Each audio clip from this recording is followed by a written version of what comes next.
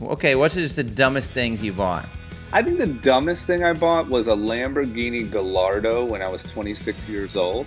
I wasn't that rich. It wasn't like, oh, this is a part of my fleet of cars. I would try to drive it and like it's like a little go-kart. I mean, I think they've probably gotten a lot better now, but I remember just driving around the city and like so uncomfortable and like was just like, do people think I'm cool? Like, I look cool, right?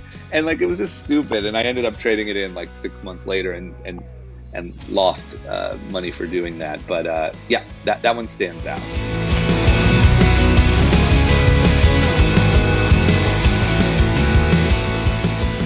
Drama, thank you for coming on my first, or just thank you for coming on the podcast. Yeah. Thanks for having me, man. I mean, especially with the title of the podcast. You are a Titan, my man. Come on, Yeah, you I know mean, this that. means you're calling me a Titan, so I'm honored.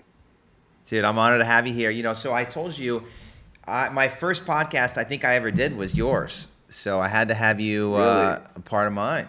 Wow, that's incredible. Well, you did a great job for that being your first one. That was a great How episode. was it? Are you still doing that? Because I know you took a hiatus on Short Story Long, but Yep. are you back at No, it? no, I paused it. What happened was really when COVID hit, I didn't want to interview anyone in person. And then I thought about you have a good setup here, but I thought about the like call in thing. And I ended up just kind of, to be honest, like number one, I liked being in person. I really like valued that like connection. And then, I got kind of sidetracked with work stuff and that. And look, I'll be really honest because now some time has passed. I feel like I'm past the statute of limitations. Short Story Long was like, really, really fun for me, but it was like my own personal project. Like it wasn't a business. I didn't make money off of it in any way. And so I think like when COVID hit and things got serious in business, I kind of like chose to, make sure everything was going to be okay. And kind of cut out the hobby thing. So I think that one day I'll probably bring it back because I really just like got so much out of having those conversations Right. personally, but it was never like a business and there was no business plan. There was no real road to it. Got a lot of viewers, but it didn't get like, when you hear about these like call her daddy deals or obviously Joe Rogan or when you really get into like the big money, I was never close to that. So, yeah, Why not? Did you I would say pursue pause. those? Did you go Yeah, but after sponsorship? I just didn't have the viewers. It's like you have to, I'll just tell you, I think I was getting like 40 or 50,000 listeners a week, per episode, which is a grind That's a because, lot. yeah, like building a podcast is very hard because there's so many of them and you're really asking people to give you an hour out of their week or whatever. And that's a hard hour to account for. They're having to turn something else down. And And so travel time there and back too, if you're doing it in person.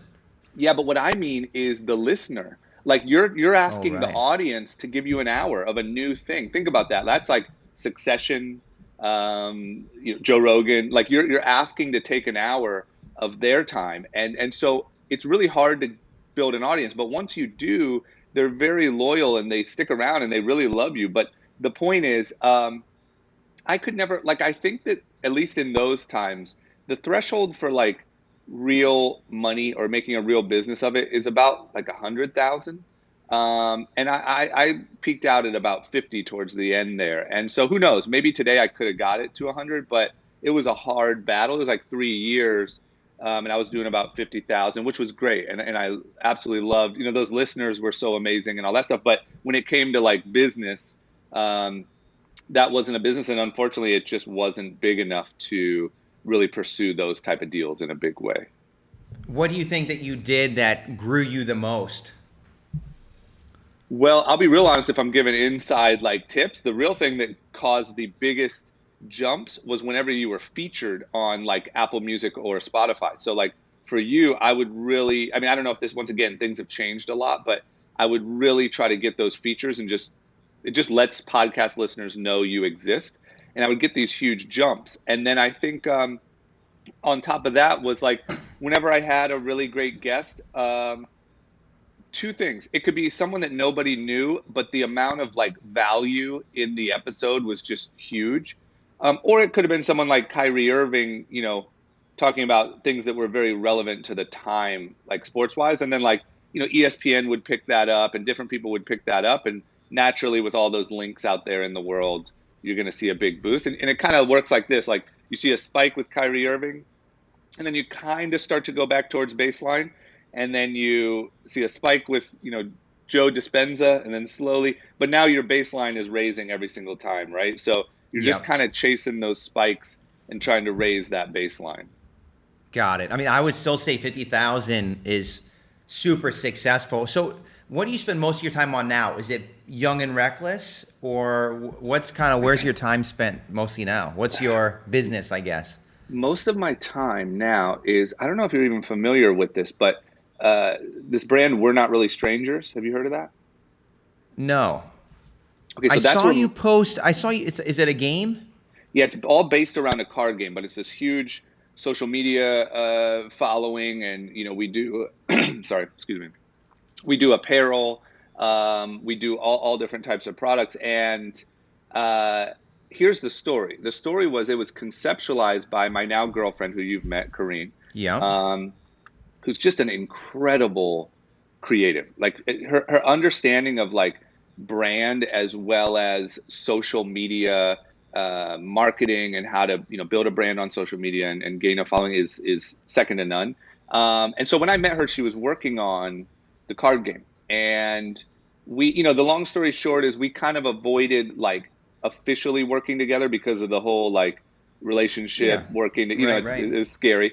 And then finally it got to the point, we're both such like workaholics, where we were doing it anyway. So every night we were just going over plans, going over, people were offering to partner with her, and I was kind of going over those proposals. Um, and then eventually we were like, look, what are we doing? Like, we're doing this, we're working together whether we like it or not, right? So let's just Right. make it real. And so her and I partnered up, and we really, we launched the game, um, and built up the social media pages, and now it's in Target and obviously on Insane. Amazon, and doing really, really well. And so over the last couple years, it's just become this like behemoth, and that's really like the majority of my time. Amazing. I'll order one today. That sounds amazing. I play a lot of Catan. Oh yeah, you'll love it. I mean, look on the website. I'll send you whatever you want. We have a couples edition if you want to play that. We have a family edition. You'll love it. Let me know the feedback. We'll get at the spread. So, what would you say, like, what made you decide, besides the relationship, like, were you kind of over? Because I tell you, great advice that you, D, and I think Andres as well, you guys all gave me some good advice. So, before I bought Dope, actually, I was on your podcast before I actually bought Dope. Yep. And it was right, I think, during the process. But you guys gave me some amazing advice within the clothing business. Yep. And your advice was don't get in the clothing business. That and sounds about right. and I think that's really great advice. And if I could give anybody else advice, I think that's a really good good thing. Yep. But I guess, okay, so let's say starting Young and Reckless. What would be the best advice you would say on starting the business?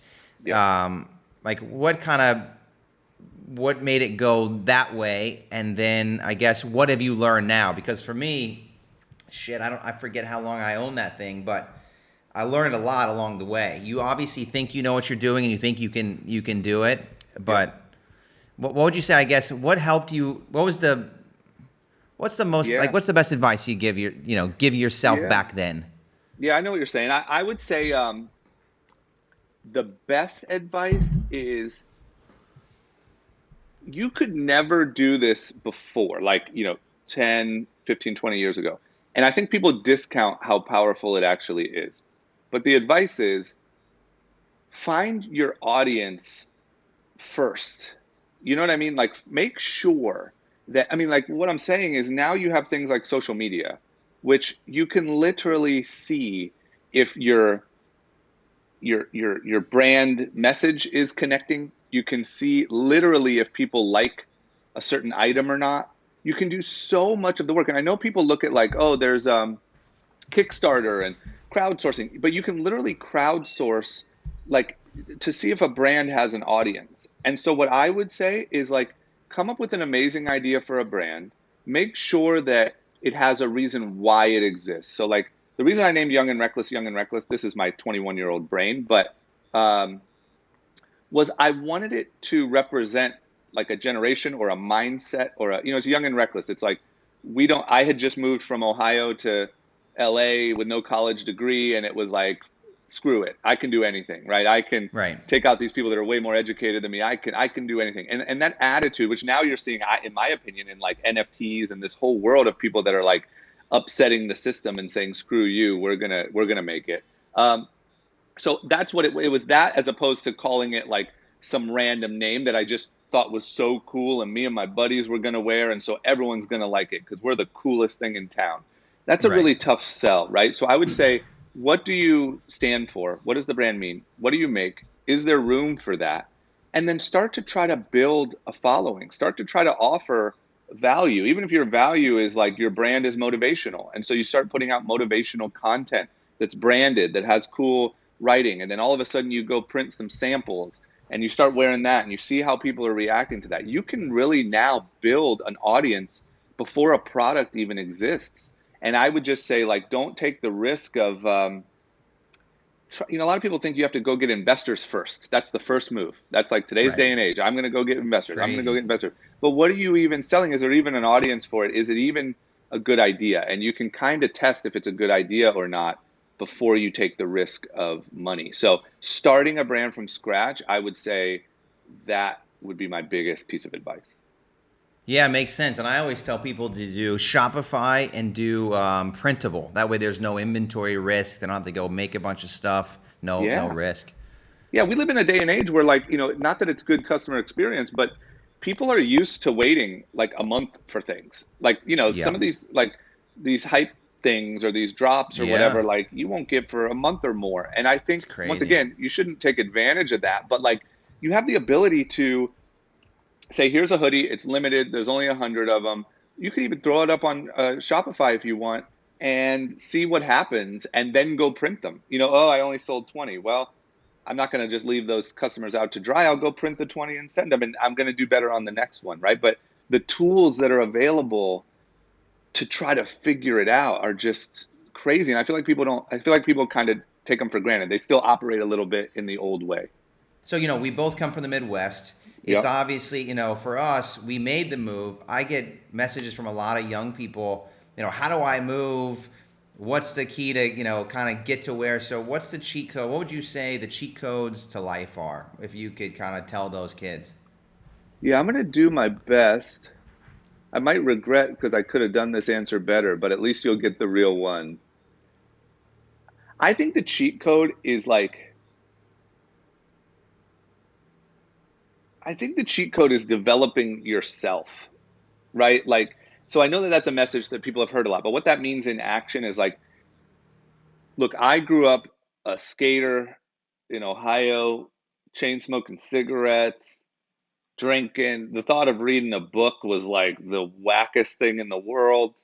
Um, and I've really found that, like, there's a lot of that that's just stupid, right? And that doesn't mean you have to go be like a cornball. It doesn't mean all the things that I thought that represented when I was younger. But like, I've found so much progress in just like, it's basic. Like, what do you do for your health? Like, do you exercise? What do you do? For me personally, I fell in love with boxing. Not that I'm not actually fighting anyone. Me and Jake Paul don't have a fight coming up, but it's the act of getting an intense workout while also learning a skill. So your brain is always, you feel every day like, usually 3. Yeah. So what happens is, like, something like that, boxing, kickboxing, jujitsu, any, I just picked up golfing recently. I'm terrible at it, but like anything where there's a skill set or like an art that you have to learn, you constantly are trying to get better. And every day, like, I might have a terrible day at work and then I might have, a good day at boxing or golf. And all of a sudden I don't feel like such a loser, right? Like, I feel like, oh, well, at least I am capable of making progress, even though I didn't in this one area. Then you're sweating, you're getting a good workout, you're seeing maybe changes in your body if that's a thing or whatever it is, and it's so good for your just self-esteem, not to mention it's just good for your health, which has a ripple effect, right? And then, Right. like, reading, I read, it's crazy. I didn't read a book ever. Like, I don't know why in my school back in Akron, Ohio, we didn't have to read books, or maybe I could just cheat. I don't remember. Um, but I didn't read a book all the way through until I was probably like 26. And now I just obsessively read, right? And there's so much. like there's just so many answers to all of the questions that people have in books, whether it's through stories of other people's experiences or actual like self-helpy things or business books or whatever. So for the sake of not rambling, I would say that it's like I have found the most progress when I've changed myself, as opposed to, I think a lot of people sit and think about like how they wish the world was different, or they wish if this person was just different, or if that Right. person would just give me a shot, or if this person, and you almost look at yourself as like complete, like there's nothing wrong with you, but something's wrong with the world. Well, if it looks like everything's wrong with the world, I can guarantee you that the problem is you and the way that you're approaching the world. And so if you can fix that up and make that better, you instantly start to see these crazy chain reaction results, that are really amazing. And then the self-esteem that comes with that is incredible. Like you're in charge of your own life, and that's, I don't know, I think that's such an important thing. And Got it. it's like, yeah, man. I mean, I came when I moved out here. You know, I didn't even realize now, but I moved out here from Ohio. Like I said, small town, no college degree, no, you know, rich family, none of that stuff. And so I didn't. I felt like super insecure because I just felt like everyone knew more than me. You know, I moved to LA. It's this crazy big city. You know, my Hmm. business partners went to USC, like all this stuff, and I'm like, you know, I'm going to try my best, but everyone just is on a different level than I am. And I think from, you know, most importantly, experience and just going for stuff and learning. But second to that, books, it really like changed all that for me. And it really just made me feel like that's not the case. And, you know, it was really a big deal for me, coming from no education and stuff like that. Got it. Is there a number from a financial side that you're like, this is my goal, and once I hit that, I'm doing X? Or are you just like, are you Um, financially motivated? yeah, for sure, for sure. I think so. I can't picture a day where like I just chill, right? Like, you know, I have friends that just Right. like play golf all day now that I started playing golf. And I'm like, oh, that in theory that would be cool, but I can't imagine. So I don't know. I'd probably do something similar to you, right? I'd be like looking at NFTs. Like there would always be something. You know how that is. But I think, I don't know, 100 million. Yeah. Now at Like I think, 100 million, would you take off, let's say 4%, because that's, if you count for inflation, you only pull yep, off 4%, and then now you're living off of 4 million bucks a year. yep. And would you kind of then invest that 4 million, maybe live on 2, and then kind of piddle around and look at different things? Or would you just, I mean, why 100, I guess? So in my mind, 100, and look, maybe you get 100 and you're like, I need 300. But It's never you, enough. I know. But in my mind, $100 million allows you to, like, I would live off of the 4 million. I would invest the 100, right, and hope to grow that, and then, you know, obviously my income raises. So in my mind, at that amount, you can invest in amazing things. You can travel in the most comfortable way. You know, I don't travel that much, right? So I could travel so comfortably. You could live, you know, essentially wherever you wanted to. It just feels to me like that's really a number that's like I don't feel like billionaire. Look, maybe I don't know, like maybe billionaire would be cool, but to me billionaire seems like a lot of stress and a lot of stuff to worry about. It feels to me like at 100 million, you could do whatever the hell you want, including like charity work and this and that. I don't know. That's what it seems like in my head. That seems like the number that's like, holy shit. At that number, it's like financially, I can say, you know, I made it, and then from here, it's all, you know, the sport of it. Yeah, your lifestyle won't change from 100 to a billion. Now, what's your kind of swings to get to that 100 million?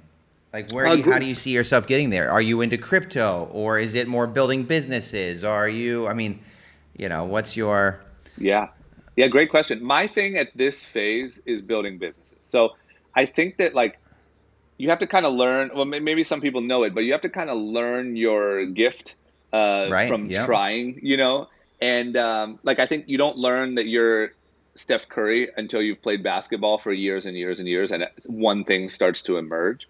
um, to me, my gift is I know how to spot, um, the the small opportunity that has a lot of promise. Like Young and Reckless was me manufacturing, something that I saw. You know, there was, you know, obviously we had, a TV show at the time. There was this perfect kind of distribution, with PacSun, Zoomies, Tilly's.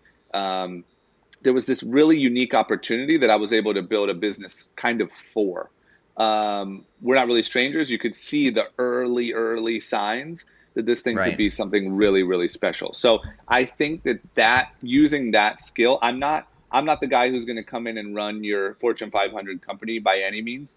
And I'm also not, the guy that wants to run like the mom and pop, right? Right. My thing is I love to try to spot opportunities that are small now but could be big. And how do you do kind of that middle layer of, even down to operating them and getting the right team on board and, all that stuff I've done so many times. And I think that is right now, that's my shot Path is there. something. Yeah. Maybe it takes a few of them, right? But I think that's a path.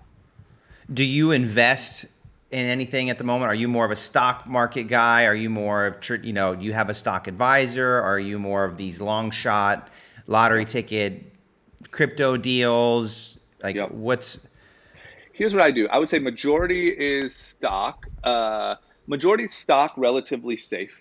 No big bets. There's a decent amount in real estate stuff.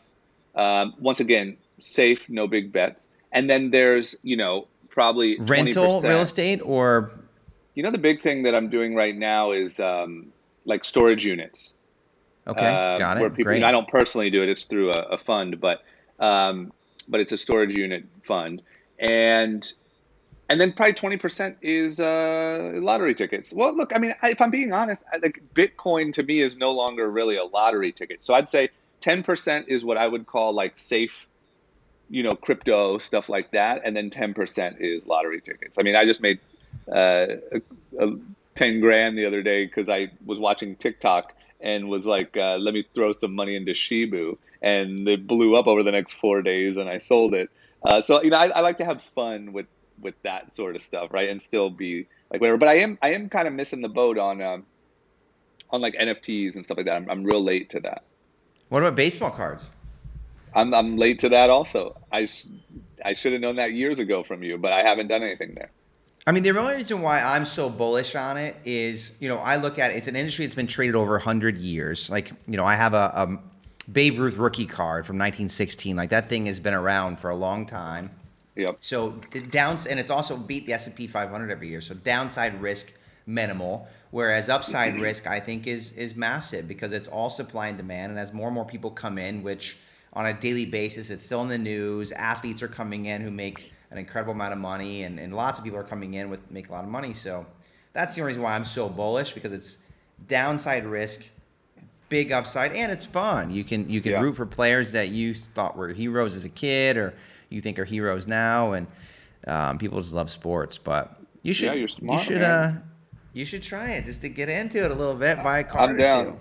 I'm down to dip a toe in. I look. I When you first did it, I'll be honest. I thought like, man, this is crazy. Like, is this really like safe at all? This seems crazy. But now already, like you fast forward a couple years, few years, and this world of like NFTs and like all the madness that's going on, like baseball cards seem like gold, right? Like it seems like the Yeah. safest thing in the world. So you had an early eye on that for sure.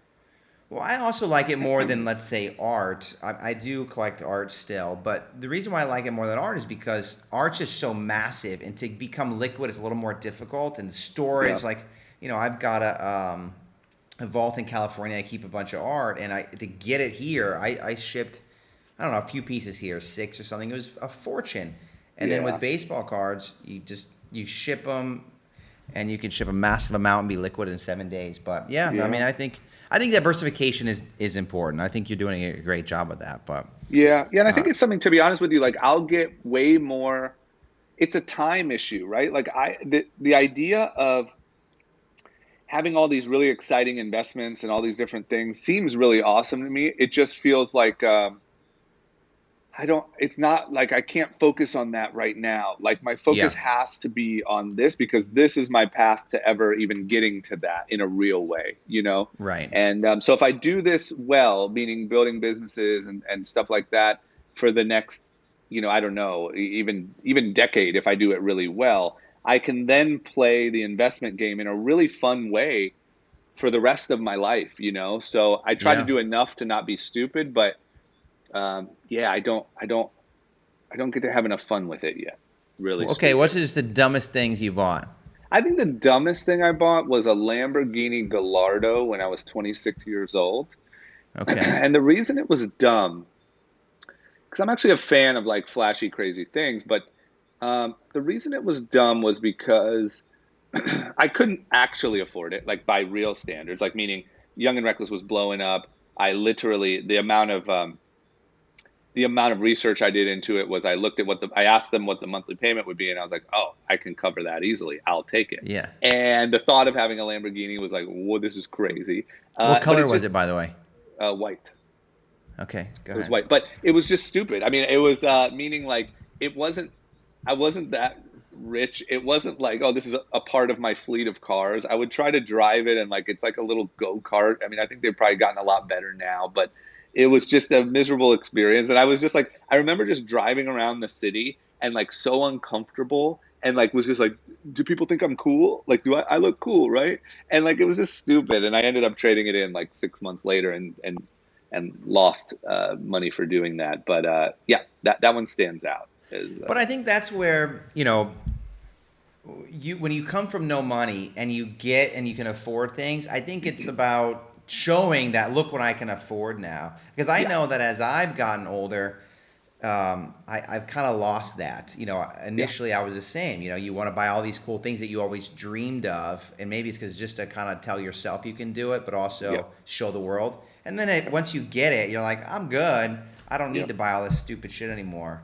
So I get yeah. that. I mean, I think there's like two phases. There's the first phase, like let's just say we're going on like someone's life journey by exotic cars.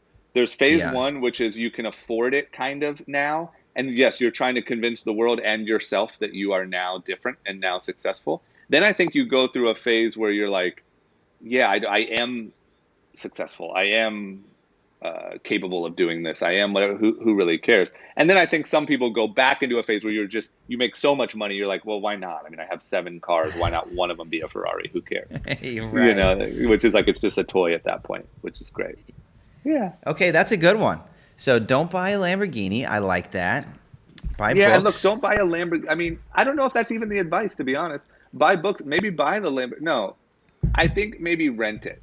I think once you can afford it, rent it for a month, pay some stupid amount, and go just drive it around and remind yourself that you are successful, you are awesome, let everyone know how cool you are, and then see if you still really need it afterwards because it might be able to go to better places, that money. Yep, great advice. Oh, that's good. What other kind of things did you learn as an adult that you wish you would have, like the cheat code, I guess? Like anything else that you're like, man, I wish I would have known about this earlier. I think one thing that I did wrong when I was younger and probably still don't do super well today is like it's the proper way to like interact with other people, right? Like I think a lot of people like what's big on the internet is like network. Like yeah, your network is your net worth and network. But you can tell those people from a mile away, right? You know when someone comes up and you're like, oh, you just like read like a blog post about networking. Um, Yeah. and I also think that like I grew up the opposite. So skateboarder mentality was once again like screw everyone.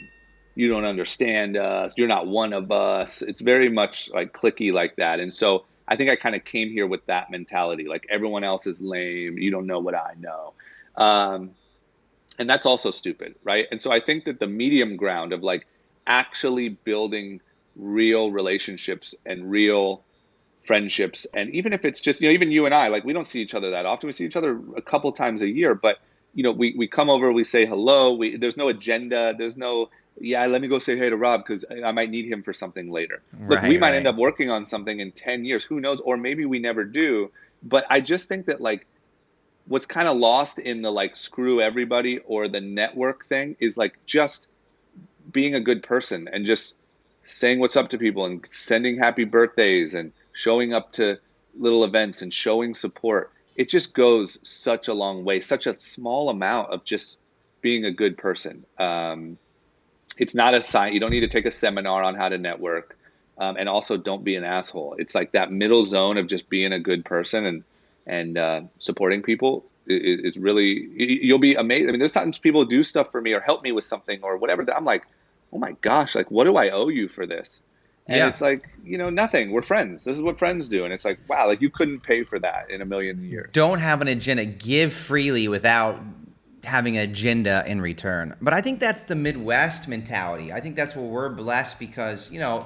in Indiana, and you have a problem, like, what are you going to help me with? It's like, Yeah. I'm going to help you because you're my friend. But whereas in LA, it's always about, I'm going to help him for something else. And I'll tell you, I think it was Jaleel, our, Yeah. our good friend Jaleel. I think he told me when I first moved there, I asked him about something and he kind of, I'm pretty sure it was him.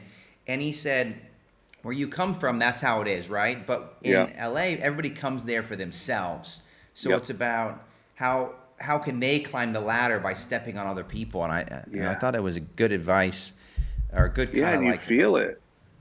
Like you feel yeah, it in all the interactions. Like when I was yeah, young, we started doing TV. We started doing Robin Big when I was 19. And so like from 19 to, essentially 28, I was on TV and I was young and I didn't know like how to really navigate the world. And so it kind of felt, especially in my early 20s, like everyone that came up to me like wanted something, right, and I'm not talking about like, people that wanted like pictures or whatever. That's fine. I'm talking about like, it just felt that even walking around LA, everyone wanted something. Everyone had a hustle. Everyone had a thing that they wanted me to talk about. Everyone had whatever. And it did make me a little like standoffish, and I think like I yeah, said, my skater roots and all that stuff. And yeah, I really had to like learn to break out of that. And that doesn't get you anywhere. It gets you very lonely and with no help. And if your attitude is, I don't need any help, I can do this all myself, you're just very wrong.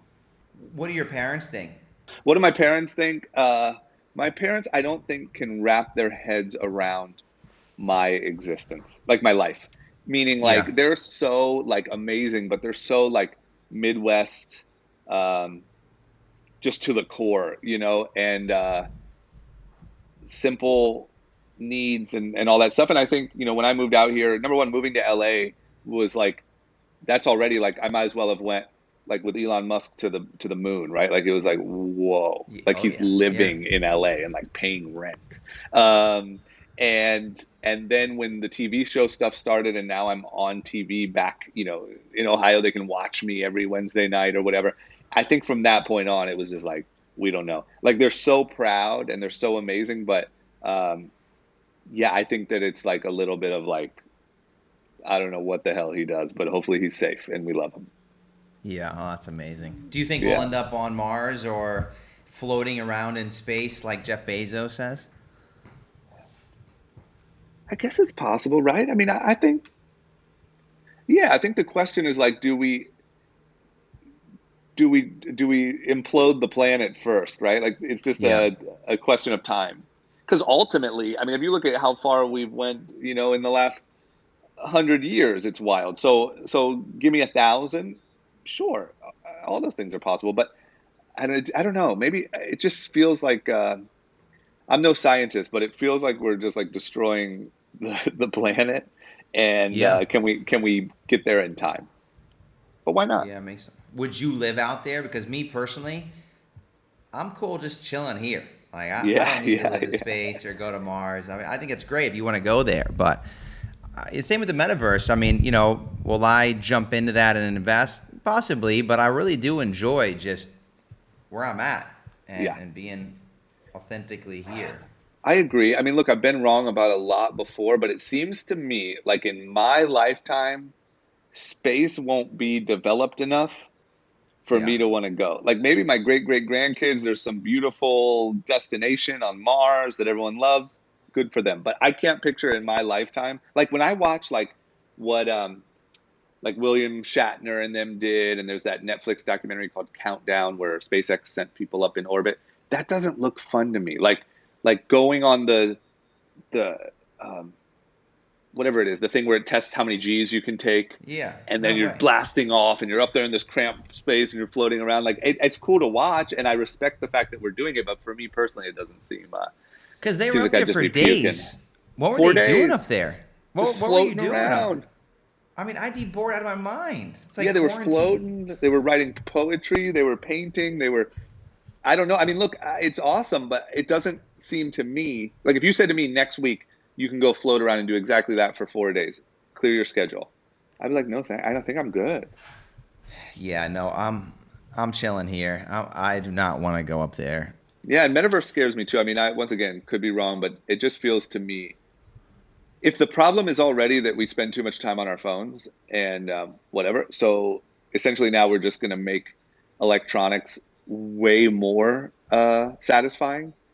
Once again, probably the future, probably a great investment, probably where everyone's going. But I don't know. I'm not. I don't feel the need to like leave the real world, and like Well, but strap into my VR.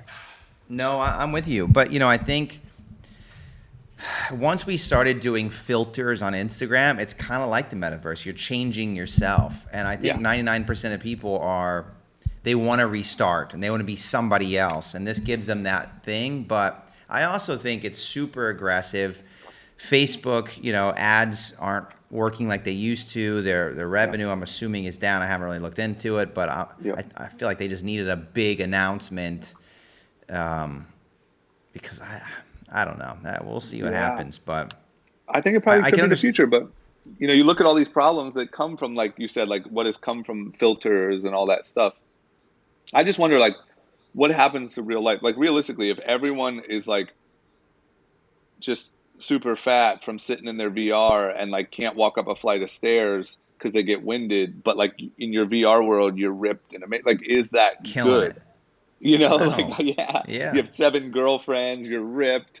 Like, I don't know. I mean, maybe once again, maybe I'm gonna be the old guy that just sounds like bitter, but it just feels it feels dangerous.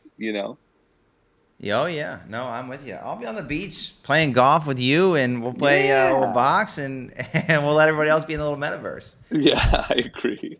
But there's definitely probably a lot of money that's going to be made in it.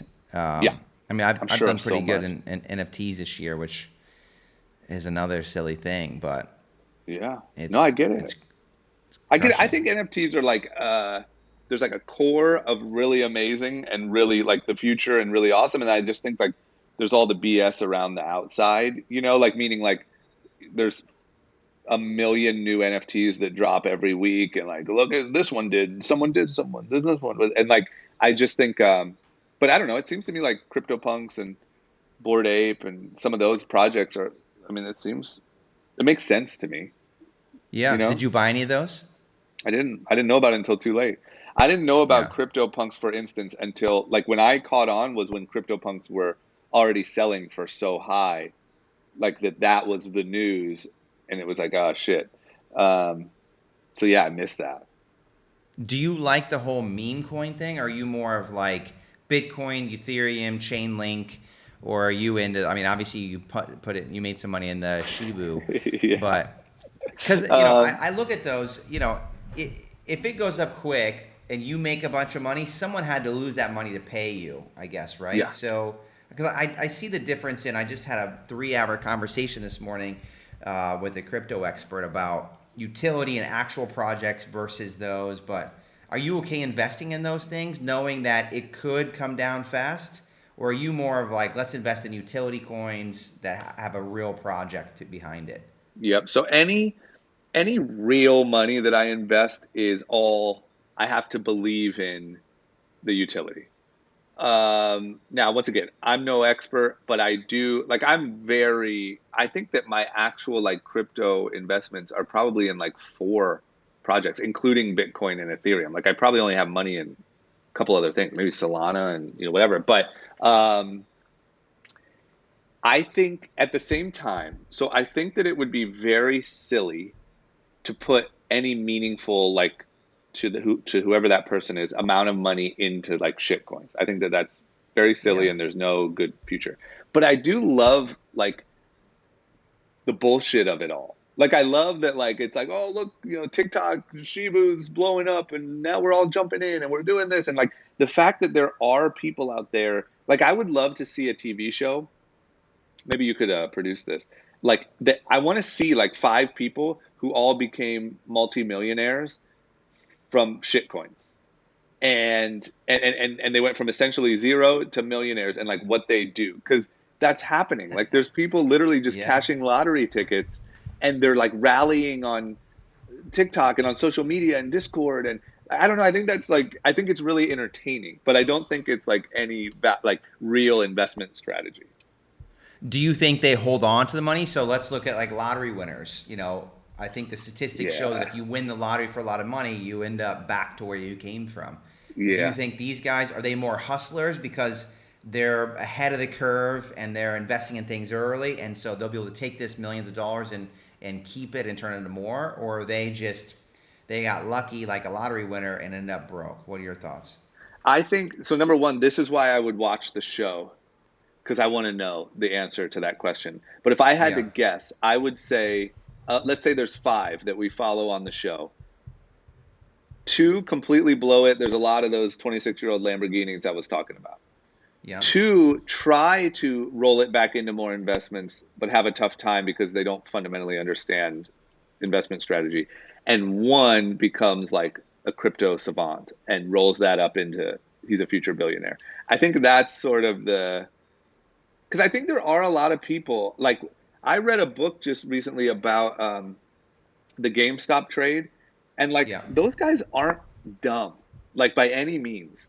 Like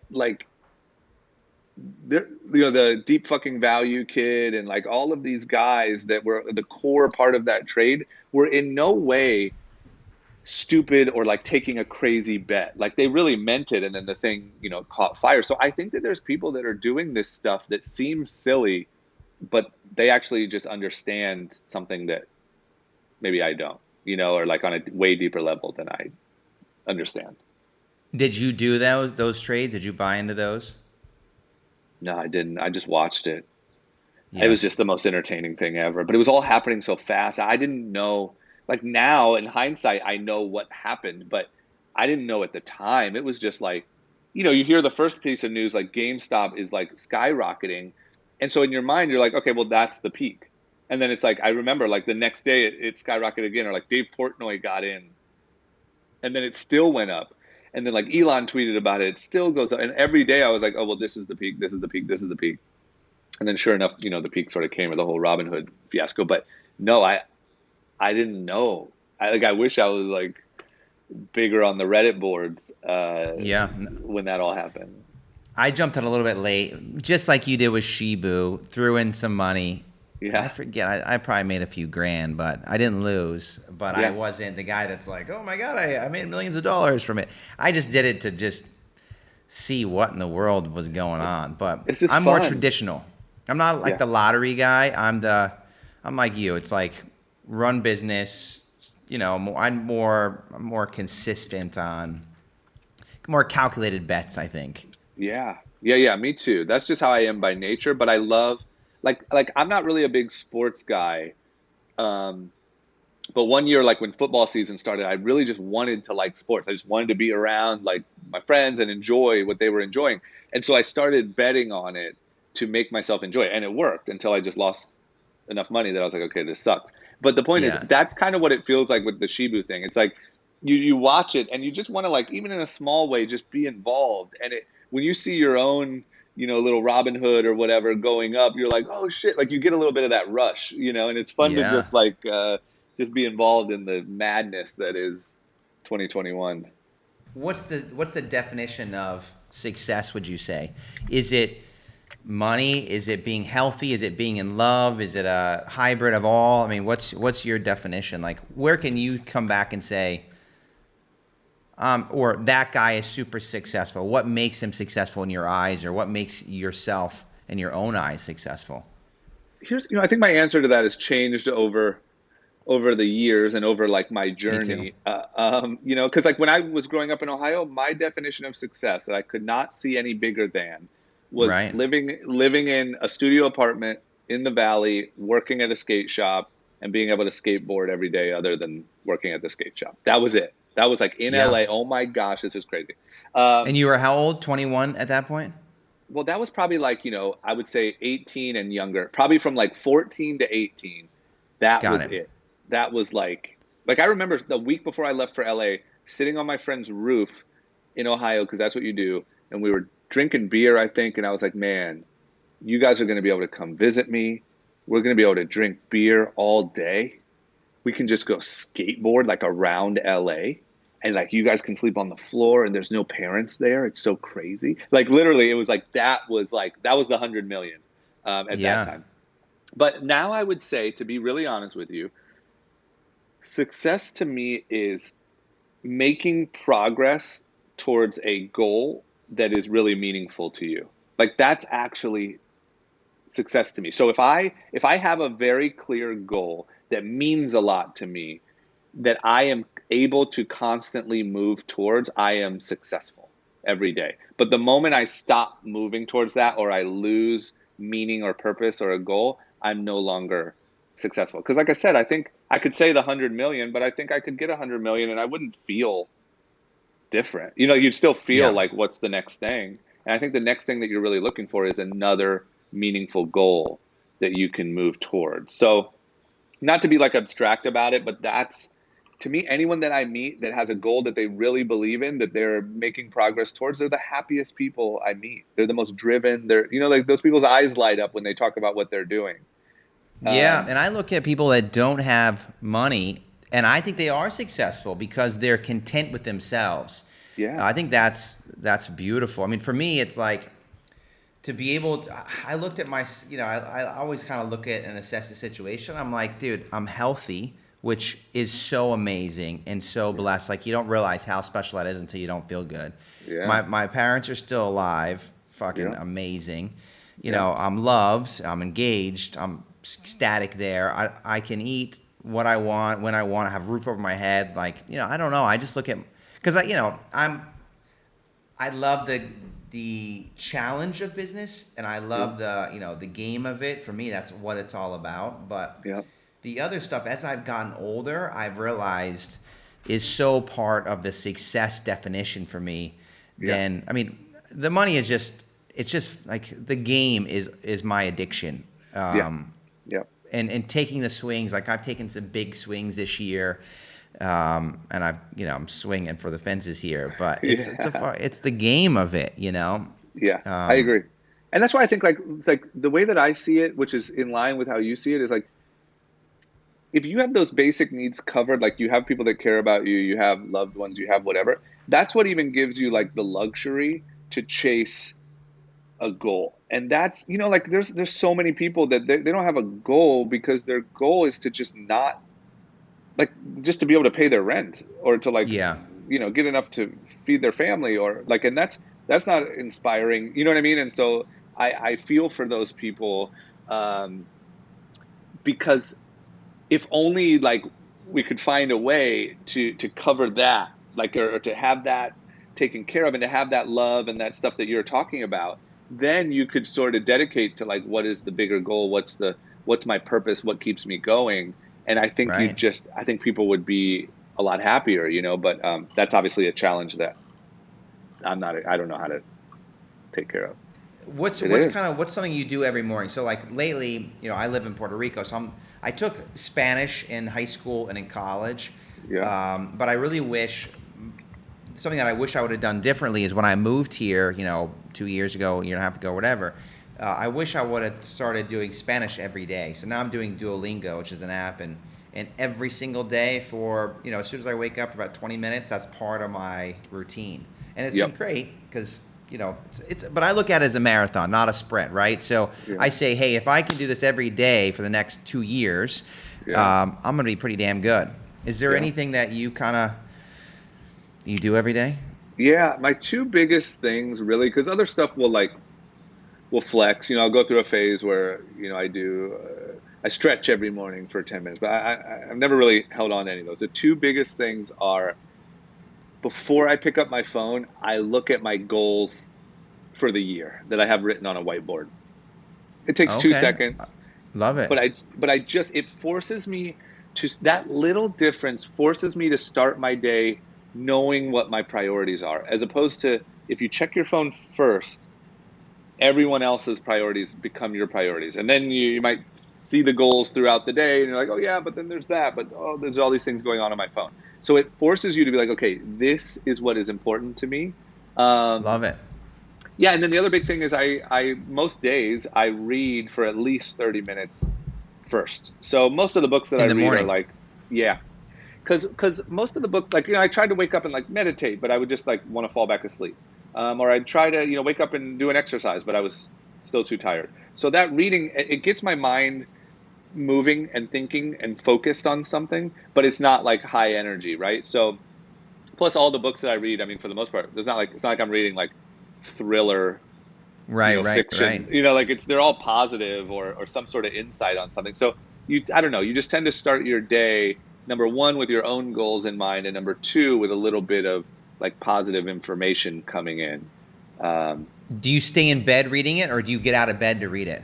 I get out of bed. So nothing's really in my bedroom, like meaning no phone. I have a couple books in there, but hardly ever touch them. I have to get out of bed. I'm not a morning guy, but I kind of have to be for the work I do. So I have to like force myself out of bed, get out, get to the coffee, and then while that's making, I usually go look at my goals and like, you know what I mean. I at least if I lay in bed, I'm screwed. I'm going back to sleep. Yeah. So you don't leave your phone next to the bed. No, no way. Wow. And then what do you do when you get on your phone? What's your go-to? So I would assume most people check Instagram, Facebook. So Yep. what are you checking? Oh yeah, I go. So I'll first open my text app if there's any notification. So I actually, not to be too boring, I have a really, my phone is set up, essentially my phone, long story short, my phone is set up to never notify me unless it's a phone call. So if I'm sitting with you, like I'm sitting with you right now having this interview and I want to focus on this interview, my phone hasn't lit up once because it won't unless someone's calling me, which feels like it could be way more urgent. So I don't see any notifications, anything like that. So I first go to my text message app because that's normally where like any emergencies would be. And if there's no emergencies, I close it out. So if it's just like group chats and people fucking around, I close it out. Then I'll run through my email. And what I do is I go through, I don't open any emails. I just mark as read the ones that are junk or whatever. And then I star the ones that I know I need to get to. But at least that way I clear all of the unread ones. I know what I have to get to later. Same thing in Slack. Like I just do a pass to make sure that there's no emergencies. Fires. Yeah, Yeah. no fires. And then you can kind of go about the rest of your morning, whether you want to eat a little bit or do whatever, without that anxiety of like the world's burning down and I don't know it. You know that you're all good. Or if there is some sort of fire in there, then I'll jump in and handle that, right away. But there's hardly ever anything that pressing. Wow. And then you don't check news, so that's all. You're just looking at text, email, and that's it. And then you're off. Yeah, that's it. And then I do the podcast group chat with my friends D and On, and Yep. that's literally like that's where I Great get my. podcast, by the way. Thank you, thank you. That's where I get my news. Like we do that 3 days a week, and so they send topics of the key topics, and like most of them, it's the first time I'm seeing the story, and so I just say to them, "Hey, can you tell me just enough so that I can like tee up the story?"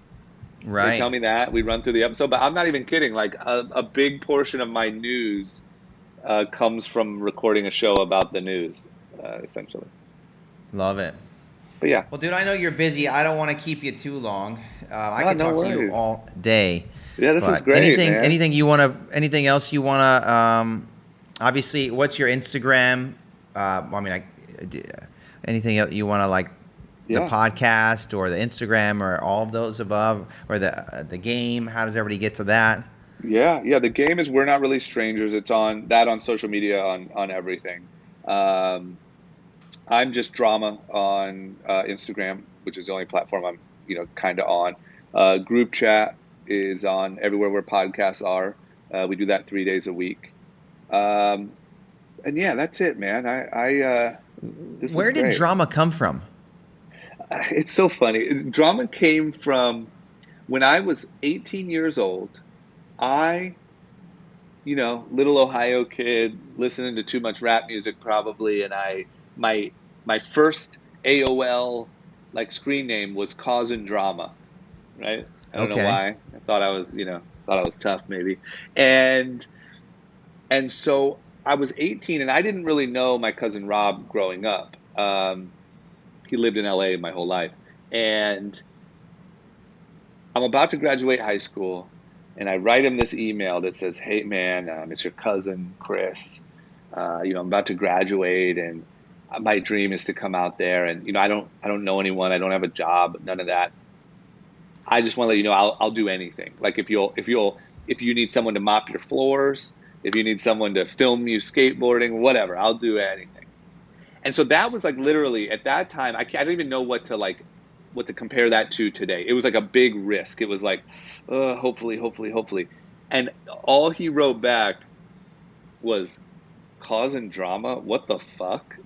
And I was like, no, my stupid screen name ruined it, right? Like it ruined my chance because he's like, who the fuck is causing drama? Like, what is this? So anyway, Oh, that was your screen name. that was my screen name. So that's what my email was from. And so anyway, the long story short is he ended up being like, yeah, I mean, come out, I'll be here. Let's connect. And when I showed up at his house for the first time, he told everyone that my name was Causing Drama. And I was his like cousin from Ohio, and he made up all these stories about me. So everyone was like, "Drama, what's up, Drama?" And it literally just came from that. It came from a stupid screen name. Wow, that's Yeah. hilarious. Yeah. Was he a skateboarder at that time? Was he? Yeah. Yeah. He was a pro skateboarder. Got it. And then how long did the show? Were you automatically on the show right away? Was the show already going on? No. So the show, like, I moved out here, and gosh, I moved out here, and then like, once again, the long story short is like, they kind of thought maybe it could be a show, but they didn't really know what or where or whatever. So about 3 months after I moved out here, they just put like cameras around the house, like big cameras. And they just said like, look, if anything crazy happens, just film it. Cause like maybe this is a show or something. And so we started kind of doing that. Nothing really, it was all just kind of us fucking around at the house. And then all of a sudden, like, someone from MTV showed up and was like, could this be a show? And then blah, blah, blah. And then 6 months later, we filmed what could be like a pilot. And then, another 6 months, and MTV got actually really interested. And the long story short is eventually about a year and a half after I moved out here, they picked it up, what ended up being Rob and Big. And yeah, and then the next decade was TV. It was Rob and Big, and then Fantasy Factory. Amazing. Wow. Yeah. Do you think that kind of also helped catapult your life and where you are today? For sure. Yeah. I mean, all of us, like, I think even Rob, I think all of us like didn't really know what we were in for at the time. Like we thought like, oh, this is cool. And like, wow, MTV, like this is crazy. They're going to let some like skaters mess around on MTV. And, and then it changed it changed the whole trajectory of all of our lives, but for sure, I mean, I don't know exactly what I would be doing. I'm sure it would be like I'd still be the same me, like still trying to start businesses and whatever. But I don't know. That was like a huge fork in the road moment for my life. It's amazing. Yeah, I mean, it only takes one thing to change the whole course of someone's life. It's so true. It's the crazy thing. Well, dude, I appreciate you so much. I appreciate just who you are and your time and your friendship and what you've done and just you. So thank you so much, man. You have a great day, and yeah, if you need anything, I'm always here. Man. You know that. Yeah, same to you. Thanks for having me. I'll definitely hit you up for some NFT advice and maybe some trading card, direction. And then hopefully one day, I mean, my real goal is to be able to come see you down there, man. I just want to see the Puerto Rico lifestyle. I'll buy you an NFT, a good one that I think a project for the future when you come. That'll be my gift for you for making the journey. Deal. I love that.